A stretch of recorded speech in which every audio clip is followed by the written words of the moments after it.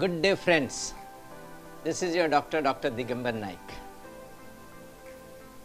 A word about balanced diet. We all know we need a balanced diet, fine. And I add one more word to it. I said properly balanced diet. Because our research on diet is so much today that whatever we have understood and studied and confirmed through our research has to come into our practice. So I labeled it as a proper balanced diet. What does it contain? The first thing is, how much do we eat? What is the calorie content? That will depend upon how much do I exercise. What is my life? Am I going out for physical exercise, or am I sitting behind a desk and having my work the whole day? So I need a particular amount of calories, and those are the fixed amount of calories we must be able to take ourselves. That's how much. And looking at the calories, 40%, as we understand today, 40% of our calories should come from carbohydrates.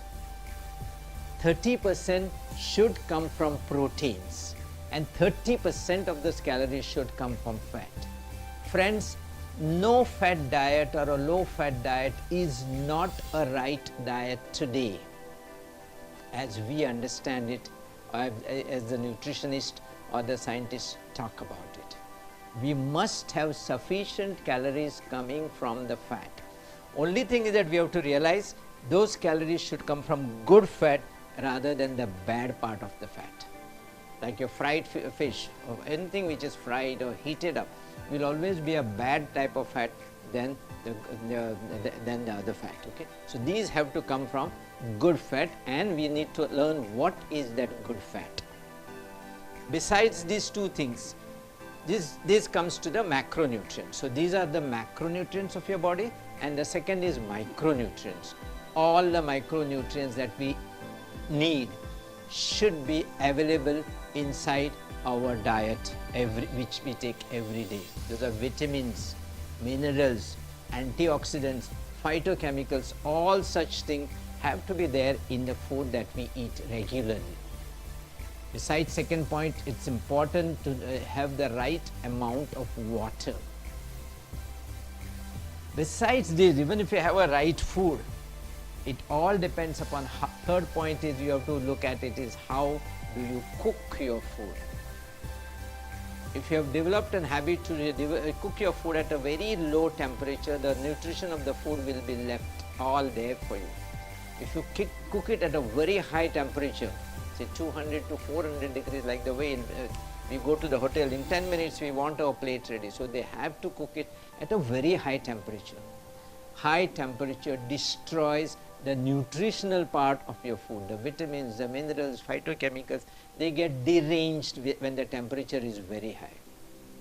So your mother cooking the food at a very low temperature, if you remember, was the best food that you ever ate ever in your life.